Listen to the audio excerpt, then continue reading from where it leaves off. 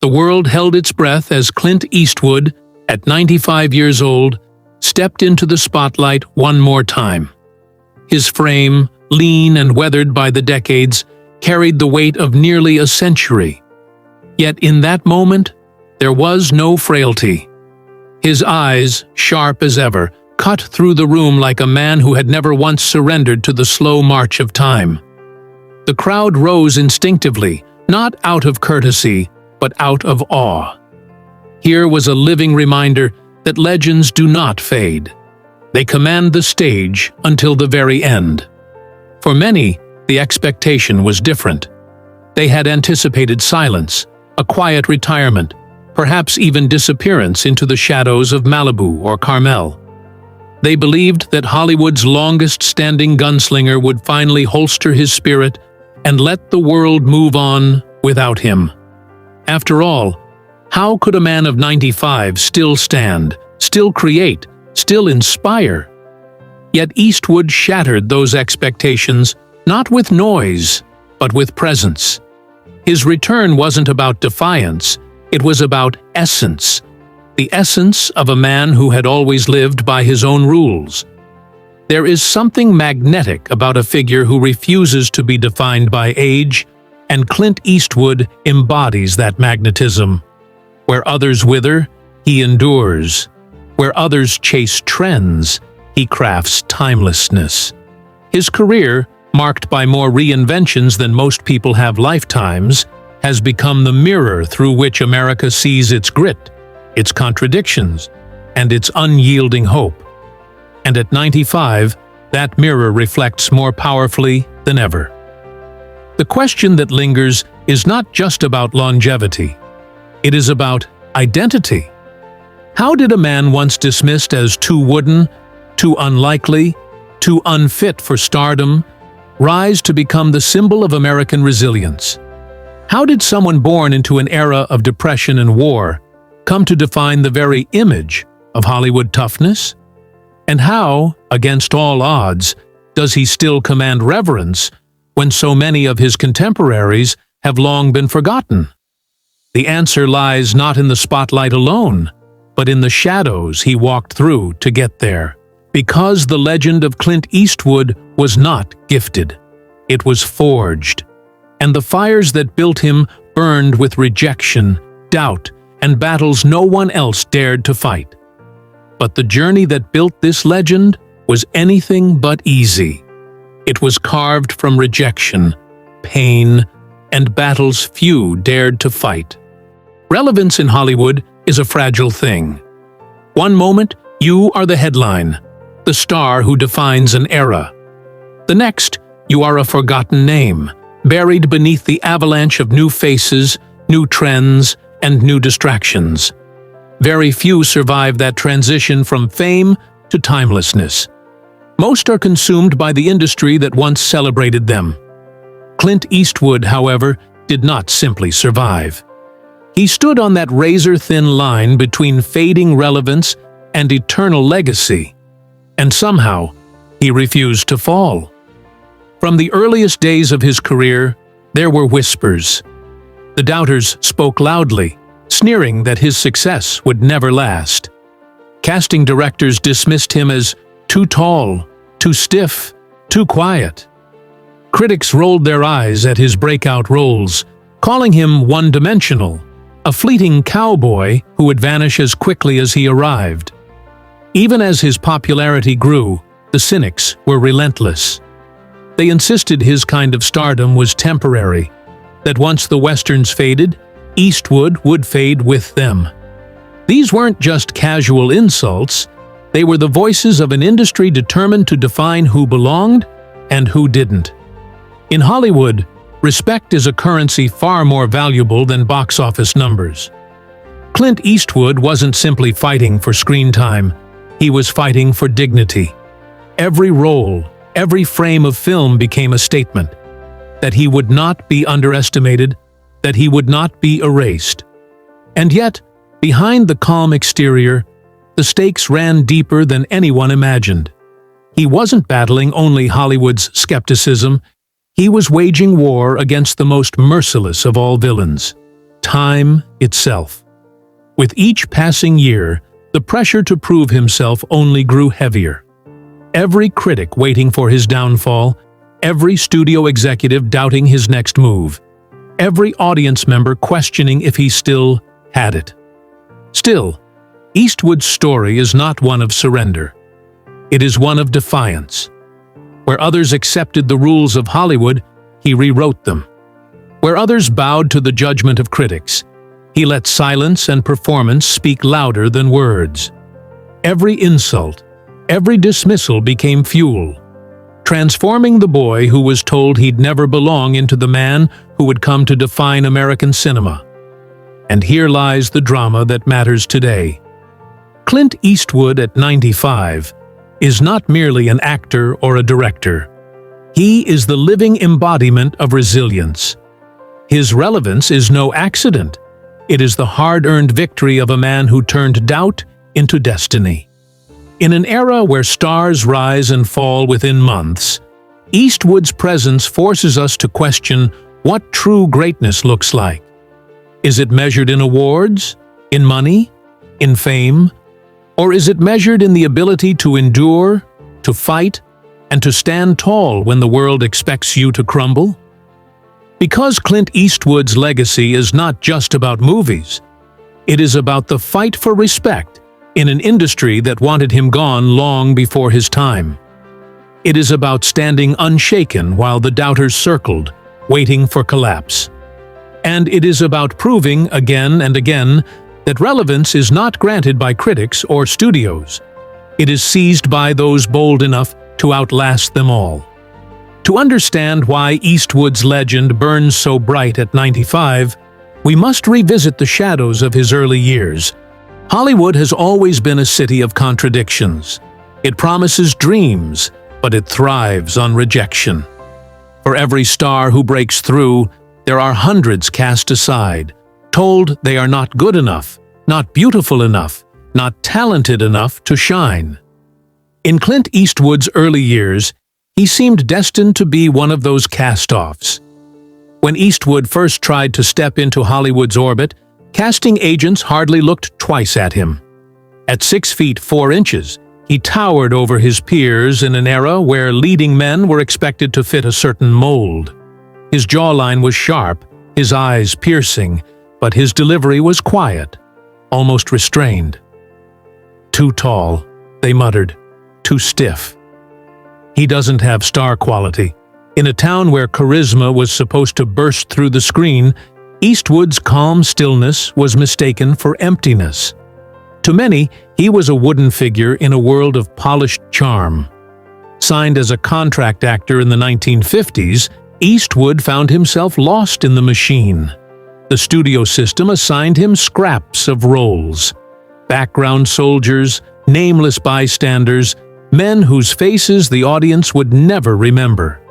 He spent endless hours on sets, waiting for lines that were barely audible, scenes that never made the final cut. For an ambitious young man, it was suffocating. The critics were merciless. When he did appear, reviewers noted his awkward delivery, his stiff movements. The whispers grew louder. "He'll never make it." Hollywood's gatekeepers became his quiet but constant antagonists. Agents passed him over, directors refused to cast him, and executives insisted that audiences wanted someone more polished, more Hollywood. Eastwood's stoicism, the very quality that would later define him, was used as evidence against him. In the world of flashing smiles and dramatic gestures, his stillness was branded a weakness. He was dismissed as forgettable before he had even been given a chance. The villains in Eastwood's story were not a single person, but a system designed to keep people in boxes. If you didn't fit the mold, you were pushed aside. If you didn't deliver charm on cue, you were erased. For Eastwood, every rejection carried the same unspoken message. Hollywood didn't want him, and yet he refused to disappear. Still, the struggle was brutal. He lived in cheap apartments, scraping together odd jobs to survive while waiting for roles that never came. He took endless criticism from casting coaches who told him his teeth were crooked, his voice too flat, his acting hopeless.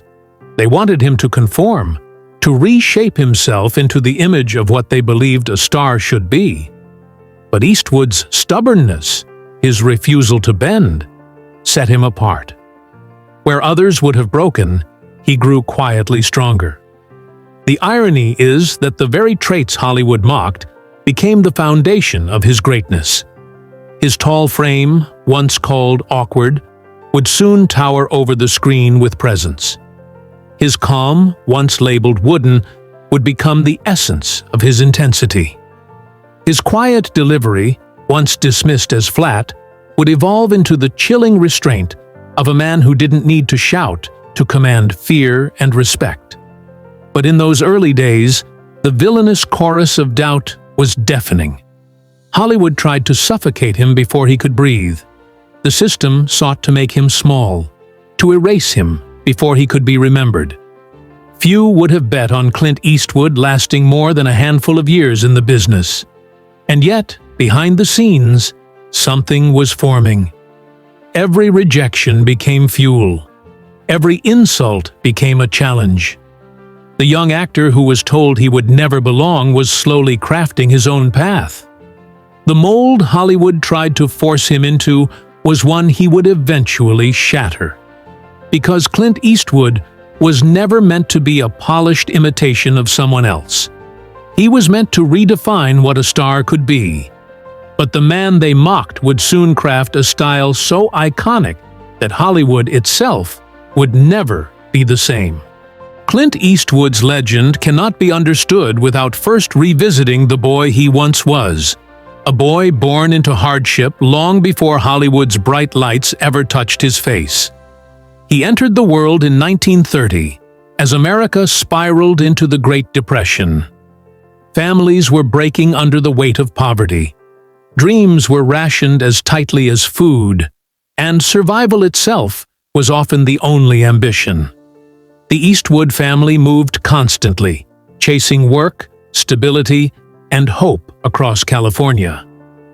Clint grew up without the comfort of roots, his life a revolving door of new towns and fresh uncertainties. In this crucible of instability, the foundation of his resilience was forged. He learned early that nothing in life would be given to him. Every day meant adapting, toughening, enduring. While others might have buckled, young Clint absorbed the lessons of hardship. He became quiet, observant, unshaken. The world around him demanded grit, and he carried that grit into manhood. By the time he reached his late teens, America was embroiled in another defining struggle. The Second World War had ended, but the Cold War cast its long shadow. Eastwood found himself drafted into the U.S. Army, stationed not on foreign battlefields, but still under the strict discipline of military life. He served as a lifeguard at Fort Ord in California, a posting that may not have brought him glory, but it shaped him all the same. The Army drilled into him patience, endurance, and an unshakable composure. These qualities would later become trademarks of his on-screen presence. The calm stare, the measured silence, the man who speaks only when necessary. After the Army, Clint drifted into Hollywood almost by accident. A chance introduction landed him a screen test, and soon he was signed as a contract player. But as the earlier chapter revealed, the studio system saw little promise in him. Years of small, forgettable roles followed. Yet rather than surrender, Eastwood turned every rejection into a stepping stone. He studied the camera, learned from each failure, and refined the qualities that set him apart. Then came the first breakthrough. In 1959, he was cast in the television series Rawhide. At last, Eastwood had steady work. Playing the role of Rowdy Yates, he brought a rugged charm to the small screen, and audiences began to take notice. For 6 years, Rawhide gave him visibility, but it also threatened to confine him. Many believed Eastwood would forever be a television cowboy. stuck in a genre that critics dismissed as shallow entertainment. The doubters resurfaced. He's not cut out for more. This is as far as he'll go. But Clint Eastwood was not built for limits. In 1964, he made a decision that would change not only his career, but the history of cinema itself.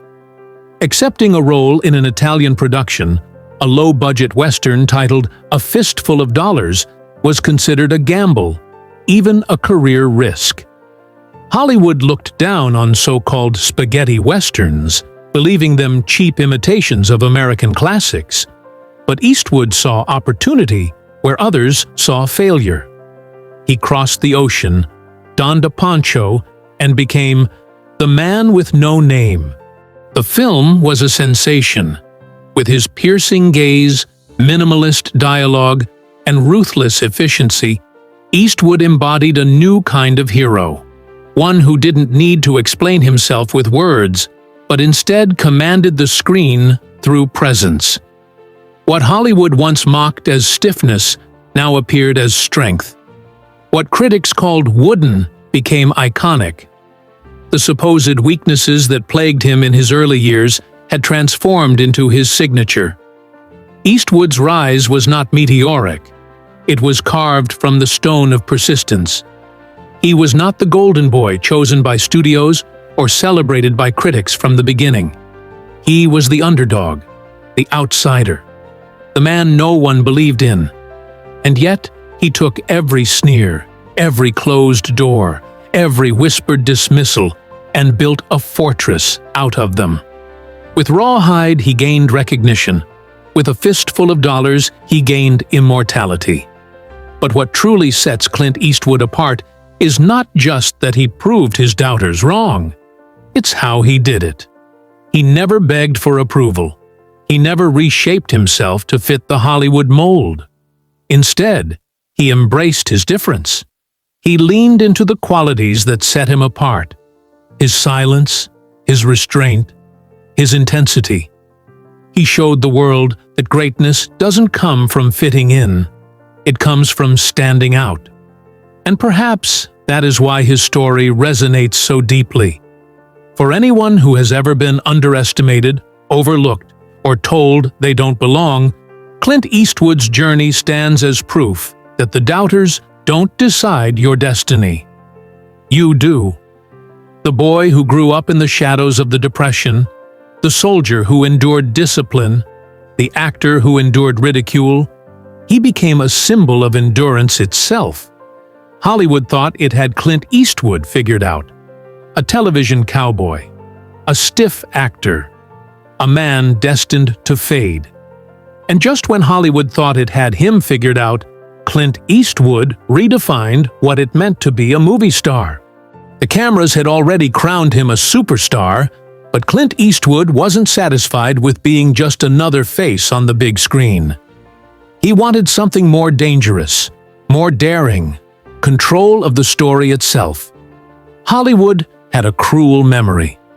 They remembered him as the quiet gunslinger, the man with the squint and the silence, the action star who spoke less and shot more. But to Clint, that was only half of the truth.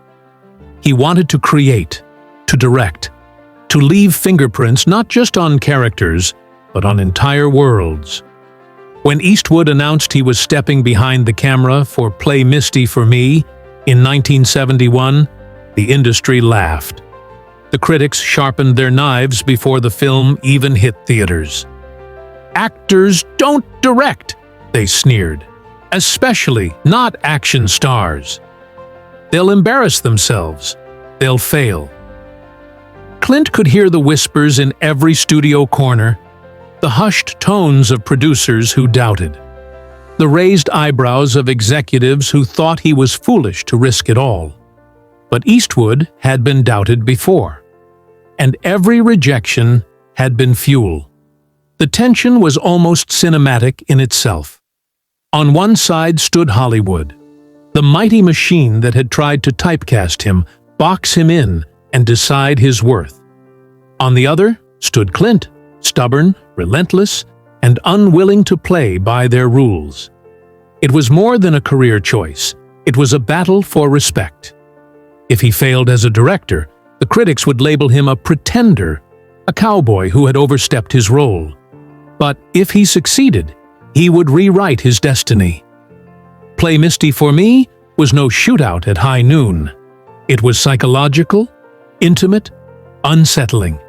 Eastwood dared to make himself vulnerable on screen, showing sides of himself the gunslinger would never reveal. Some critics were surprised, others were furious. They didn't want Clint Eastwood, the action star, to suddenly prove himself an artist. The debate raged. Was this man truly a filmmaker, or just an actor with a vanity project? The years that followed were no easier. Every time Clint directed another film, the same old chorus returned. He's not the real deal. When he directed High Plains Drifter and the outlaw Josie Wales, the critics accused him of copying better directors. When he released Bronco Billy and Honky Tonk Man, they called him sentimental, outdated, too quiet for the bold Hollywood of the 1980s.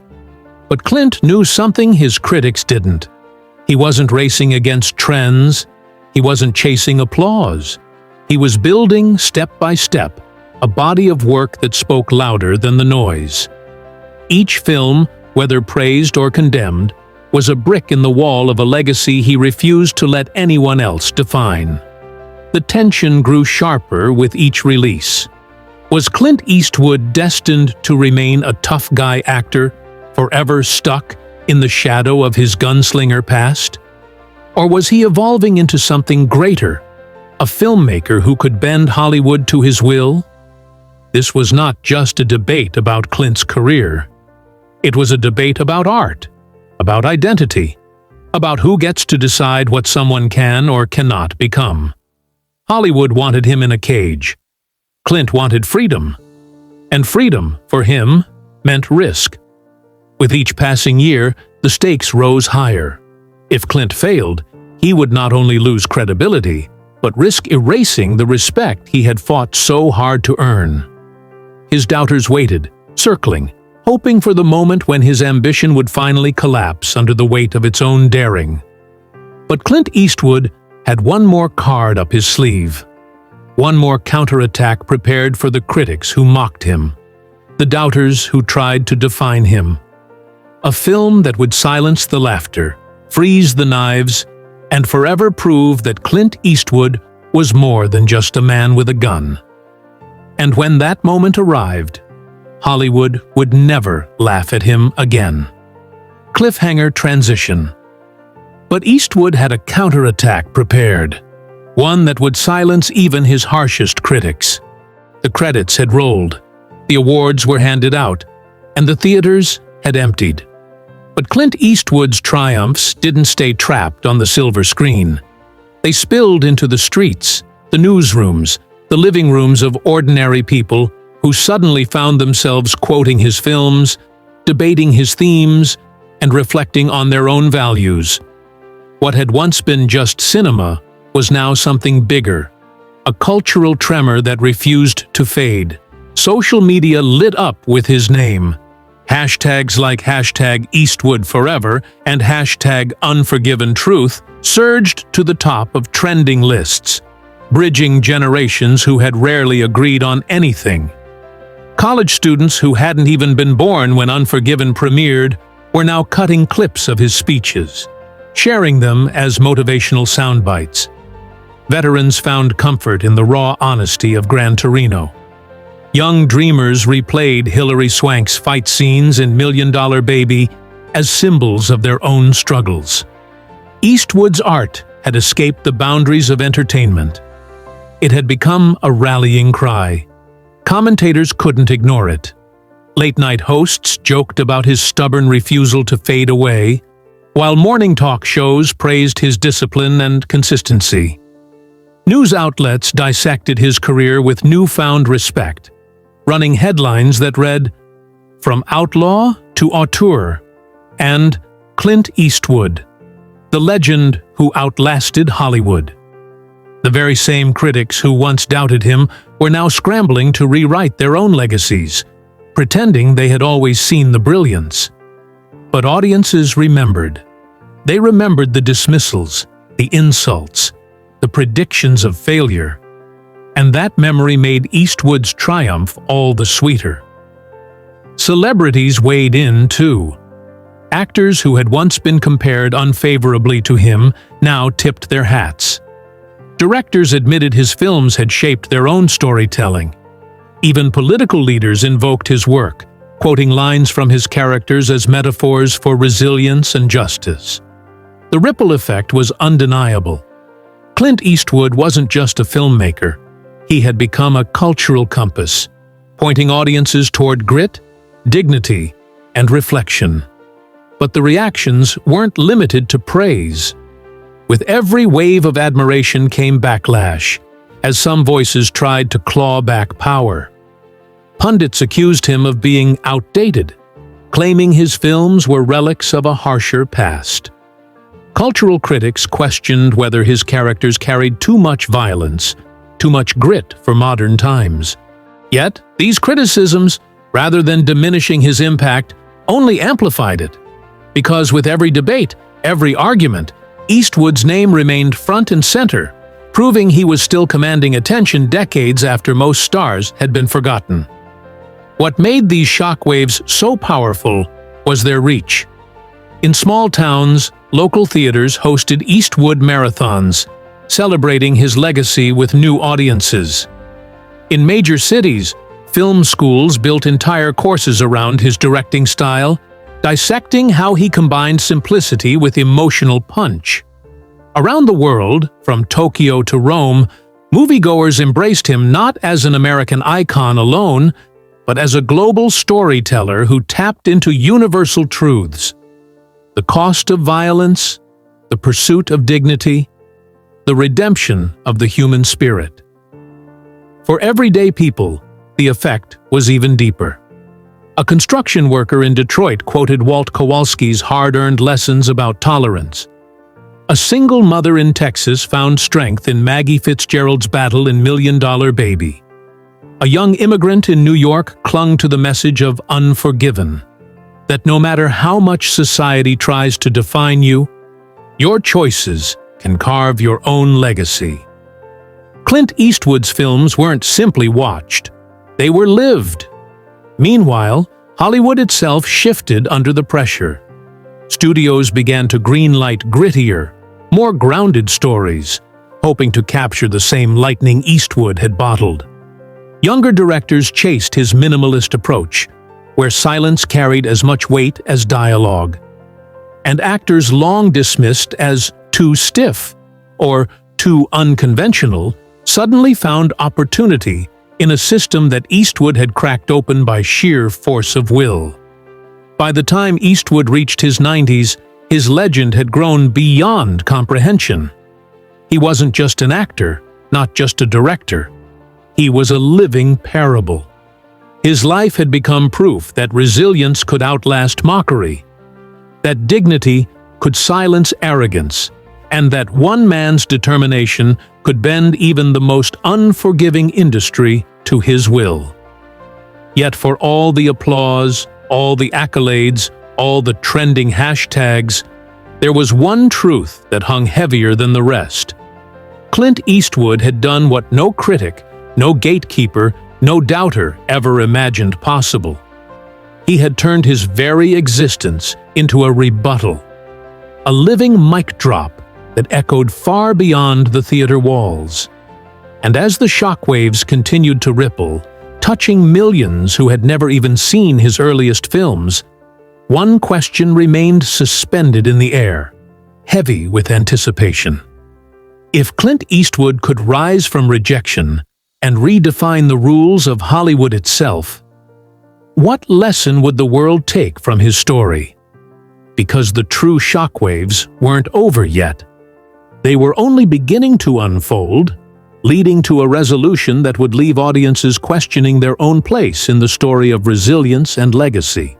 As the dust settled and the applause quieted, Clint Eastwood's story revealed itself as more than just a Hollywood tale. It wasn't about box office numbers, trophies, or even fame. It was about something deeper, something timeless. The battle between dignity and doubt, between resilience and ridicule, between the human spirit and the forces determined to break it. At 95, Eastwood stood not as a man untouched by struggle, but as proof of what struggle can create. His life was a roadmap, not for actors or directors alone, but for anyone who had ever been told they were not enough. Too tall, too stiff, too quiet, too old. For every label thrown his way, Eastwood had forged a new chapter, not by shouting down his critics, but by quietly outlasting them. That is the heart of his legend. Dignity over arrogance. Where others clawed for attention, Eastwood stayed composed. Where others folded under rejection, he turned rejection into fuel. His silence was never weakness. It was strength. A lesson that in a world addicted to noise, sometimes the loudest statement is the one made with calm certainty. But his story also carried a universal truth about perseverance. Every dreamer, whether they stand on a film set, in a classroom, behind a desk, or on a construction site, faces their own critics. The world is full of voices eager to dismiss, to ridicule, to insist that failure is inevitable. Eastwood's life whispers back, "Failure is not the end unless you decide it is." Resilience is not glamorous, not easy, and often not celebrated in the moment. But it is the foundation of every lasting legacy. And then there is the lesson of age, perhaps the most powerful of all. At 95, Eastwood didn't retreat into irrelevance. He worked, he created, he inspired. His existence shattered the myth that creativity has an expiration date, that passion must dim with age. For every older worker told they've outlived their usefulness, for every senior dismissed by a younger, louder world, Eastwood stands as defiance. He proves that worth does not fade with years, it deepens. Yet Eastwood's story is not just about him, it is about us. His films became mirrors, forcing audiences to see themselves more clearly. Unforgiven reminded us of the cost of violence. $1 Million Baby taught us the fragility of dreams and the courage of sacrifice. Gran Torino exposed prejudice, but also revealed the possibility of redemption. These weren't just stories of characters on a screen. They were reflections of our own battles, our own flaws, our own chances at redemption. That is why his legend resonates so powerfully. Because it tells us that dignity is not reserved for icons. It is within reach of anyone willing to hold steady in the storm. It tells us that perseverance is not a gift for the chosen few. It belongs to anyone who refuses to quit. It tells us that legacy is not something handed down by critics or carved in stone by awards. Legacy is built day by day by the choices we make when the world is watching, and even more importantly, when it is not. Clint Eastwood's life is not just Hollywood history. It is human history, a story of endurance, of fighting quietly but relentlessly, of proving that even in a world stacked against you, there is room to carve your truth. And so the moral is simple, but it is not easy. Never let the voices of doubt define you. Never let rejection close your path. Never let age or critics or fear convince you that your story is over. Because if Clint Eastwood taught us anything, it is this: the story is never over until you decide to stop writing it. And with that lesson echoing far beyond the movie screen, one truth remains clear. Eastwood's legacy isn't just his own. It belongs to everyone who dares to rise after being told to sit down. But even as this moral crystallized, another question lingered, daring audiences to lean closer. If this is the lesson of Eastwood's story, how will you carry it forward? And so, we return to the image that began this journey. Clint Eastwood, 95 years old, stepping once more into the spotlight. Not as a relic of the past, but as a living reminder that the human spirit, when fueled by resilience and dignity, can outlast every critic, every obstacle, every doubt. His story is not only the tale of a Hollywood legend, it is the story of what it means to keep going when the world says, stop. The lesson is not his alone. It belongs to all of us. To the immigrant chasing a dream in a city that doubts them. To the worker dismissed as too old, too inexperienced, or too unconventional. To the young dreamer told to be realistic. Eastwood's life is proof that realism is not surrender. It is the courage to fight through reality and reshape it. And that is why his legacy burns so bright at 95. Because it's not about the roles he played, or even the masterpieces he directed. It's about the universal truth that perseverance, dignity, and purpose will always silence arrogance and doubt. Now the story turns to you. What will you create when the world underestimates you? What will you fight for when rejection knocks at your door? How will you define your legacy when your own critics sharpen their knives? If Clint Eastwood's journey has inspired you, then let it be more than a story. Let it be a spark. Share it. Carry it. Live it. Because legends are not born. They are made, step by step, choice by choice, in the face of every doubt. Subscribe, share, and join us. Together, let's keep these stories alive. Stories that remind us all that the fight is never over.